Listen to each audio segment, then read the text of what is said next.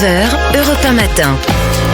Et à 7h20 sur Europe 1, Dimitri Pavlenko, c'est l'heure de retrouver l'édito éco. Bonjour Agnès Verdier-Molinier. Bonjour Dimitri, bonjour à tous. Agnès, la loi de simplification de la vie des entreprises a été votée avec une nouveauté, un conseil censé évaluer les normes. Et oui, il s'appelle le Conseil de la simplification pour les entreprises. Il doit évaluer les nouvelles normes sur les entreprises. Ce conseil va fonctionner avec des entrepreneurs bénévoles nommés par le MEDEF ou la CPME. Ils auront 5 semaines pour évaluer les nouvelles normes qui arrivent dans les textes de loi en discussion au Parlement. Voire 3 jours si c'est une loi votée en urgence. Quand on voit la pauvreté des études d'impact sur nos projets de loi, on se demande comment ils vont faire. Jusqu'à maintenant, on n'a pas vraiment voulu d'ailleurs mesurer le coût de la charge administrative. Oui, exact. Nous avons une administration, notamment le secrétariat général du gouvernement à Matignon, qui évalue les lois en mots et en articles, mais qui rechigne à évaluer le coût de nos normes, notamment sur les entreprises, en milliards. Coût que l'on peut estimer aujourd'hui autour de 80 milliards d'euros par an. C'est plus que l'impôt sur les sociétés, Dimitri. Avec la création de ce conseil, c'est pas sûr que ça va s'améliorer.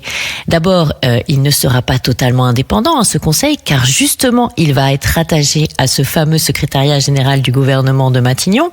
Il ne donnera que des avis qui ne seront pas opposables, et s'il n'a pas eu le temps de rendre son avis, son silence sera assimilé à quoi? À un accord, et ce conseil n'évaluera que les flux de normes et pas le stock de normes qui pèsent déjà sur nos entreprises. Et les moyens de chiffrage de ce fameux nouveau conseil de la simplification des entreprises vont être réduits à la portion congrue.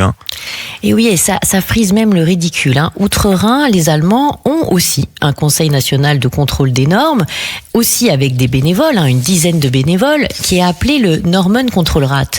Mais les Allemands, lorsqu'un ministère prépare un projet de loi, le ministère estime les coûts. Et l'équivalent de l'INSEE chez eux, qui s'appelle Destatis, vérifie les calculs. Et le conseil allemand, lui, qu'est-ce qu'il fait? Il examine ensuite ces estimations et peut les approuver ou les contester. Et quasiment obligé, d'une certaine manière, le gouvernement à revoir sa copie s'il considère que les normes sont trop importantes. Nous, on dirait que le conseil qu'on est en train de créer, ce fameux conseil de la simplification pour les entreprises, il a été pensé pour que finalement personne n'arrive à vraiment faire dégonfler le poids de notre charge administrative. 80 milliards d'euros, je rappelle ce chiffre que vous nous avez donné, le poids, c'est gigantesque. Le coût des normes en France pour les entreprises, c'est énorme, justement, c'est le cas de le dire. Signature Europe 1. Absolument. Merci Agnès Verdier-Molinier, bonne journée.